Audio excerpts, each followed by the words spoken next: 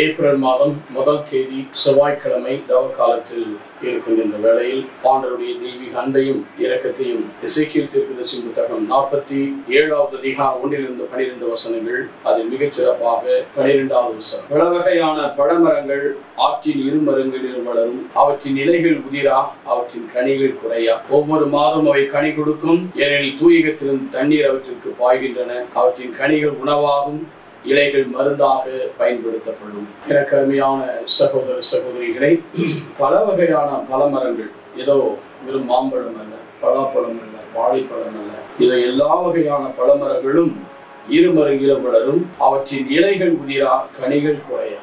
இலைகள் உதிராமல் இருக்கிற பொழுது அங்கு நிறைய கனி கொடுக்கும். அது மட்டுமல்ல, கனியும் குறையாது இருக்கிறது. ஒவ்வொரு மாதம் கனி கொடுக்கும். ஏனென்றால் ஆண்டவரிடமிருந்து அந்த தண்ணீர் பாய்ந்து செல்கிறது. அவற்றின் கனிகள் உணவாகும், இலைகள் மருந்தாக பயன்படுத்தப்படும்.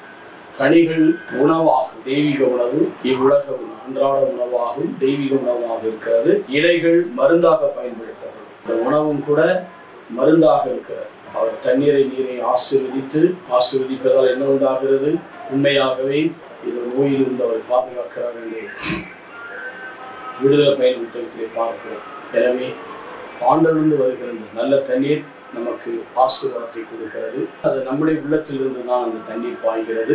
நாம் ஆண்டவருடைய உணவாகவும் ஆண்டவருடைய மருந்தாகவும் நாம் இருந்து நம்மை நாம் பாதுகாப்பது மட்டுமல்ல, மற்றவர்களுக்கு உணவாகவும், அதாவது உண்பவனுக்கு உணவு, விதைப்பவனுக்கு விதையும் கொடுக்காமல் திரும்பாத 55:11 சொல்வதை போல நமக்கு உணவாகவும், அதை போல நம்மை சார்ந்திருக்கிற மக்களுக்கு உணவாகும். ஆண்டவர் இயேசு சொன்னார், நீங்களே உணவு கொள்ளுங்கள். அது மட்டுமல்ல, நாம் மருந்தாகவும் இருக்கிறோம். நோயற்றவர்களுக்கு தான் மருத்துவம் தேவை, நோயற்றவர்களுக்கு அல்ல. மத்திய 9 அதே போல நாம் கடவுளுடைய வார்த்தையால் மற்றவர்களை குணமாக்க முடியும். கடவுளுடைய பிரசன்னத்தின் பரிசுத்த ஆவியினால் அநேகர் வாழ்வு பெற நாம் கருவியாக பயன்படுத்துவோம்.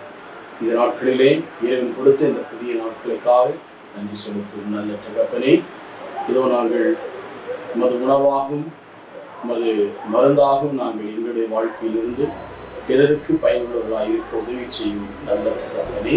ஆமென்.